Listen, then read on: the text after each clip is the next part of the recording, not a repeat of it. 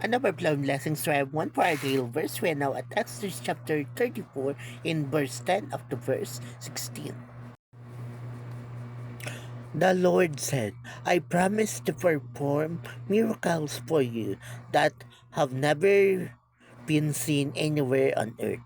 Neighboring nations will stand in fear and know that I was the one who did these marvelous things.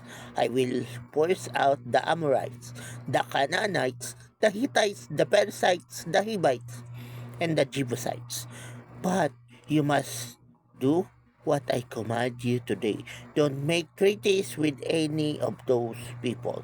If you do, it will be like falling into a trap. Instead, you must destroy their altars and tear down the sacred poles they used in the worship of the goddess Asherah. I command your complete loyalty. You must not worship any other god. Don't make treaties with the people there, or you will find yourself worshiping their gods and taking part in their sacrificial meals. Your men will even marry their women and be influenced to worship their gods. So this passage is about the Lord's promises and warning to the Israelites. See, the Lord promised the Israelites that yes, He will He will lead the nation of Israel toward that promised land. However, the Lord also warned them not to negotiate, not to make treaties with those neighboring countries or those who dwell in that promised land because they must not make treaty with them. They must not embrace their culture because it's against the will of God. And those culture will lead them to worshiping other god, which might lead them to idolatry. See, this is not just an Old Testament statement of God that we must not yoke ourselves with unbelievers. See, it even exists here in the Old Testament.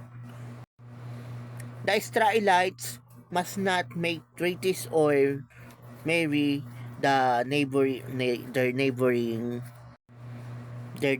country or the Canaanites or the Amorites and others. But why?